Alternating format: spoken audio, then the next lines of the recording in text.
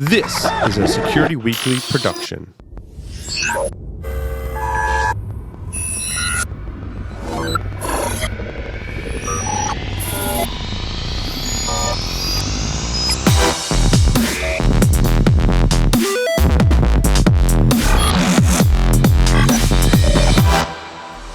Black Hills Information Security, the leaders in penetration testing and active defense.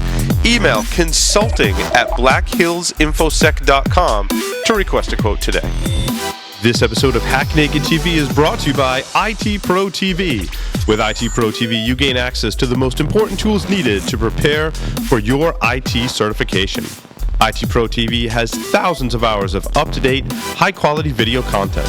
Course topics include CCNP, CompTIA Advanced Security Practitioner, Ethical Hacking, Virtualization, Cryptography, SSH, Microsoft Server 2016, and more. You can stream their courses live and on demand to your Chromecast, Roku, Amazon Fire TV, Apple TV, PC, or mobile device. They have one low monthly subscription price, and you can cancel at any time. Corporate pricing is available, and clients include Harvard, MIT, UCSD, Stanford, and more. Check out itpro.tv/hacknaked to upgrade your brain with the most popular IT certifications. Use the code HACKNAKED30 for a free 7-day trial and save 30% off for life.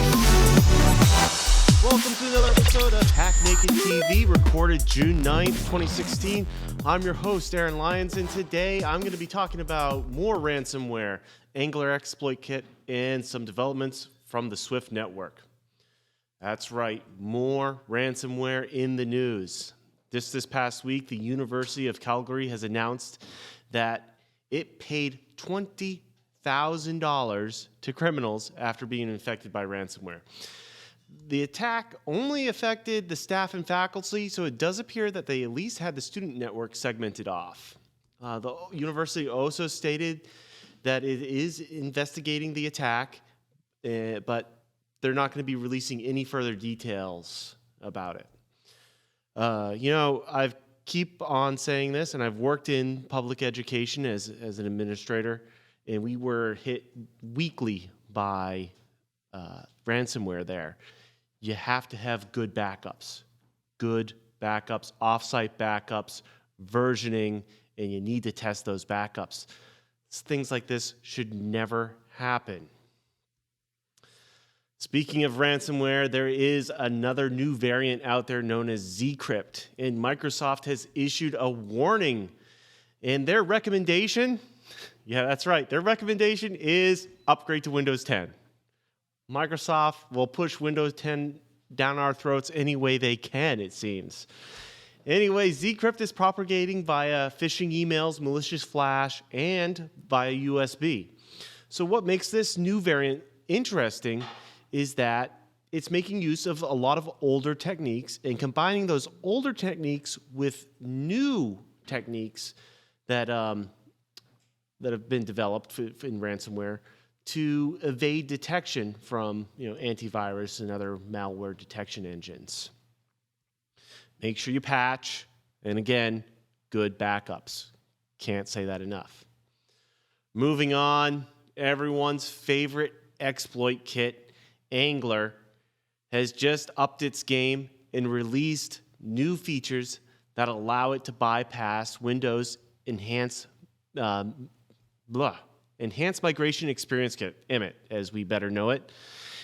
So these new versions of the exploit kit are using vulnerable versions of Flash and Silverlight to propagate.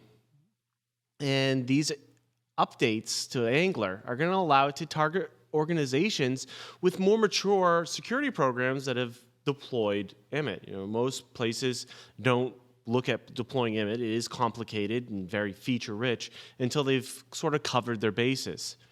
Though I would hope that any organization that is advanced enough in their security program to be using EMIT is able to keep third-party applications like Flash and Silverlight up to date, which would sort of mitigate this new threat. Our last story this week is the Swift network.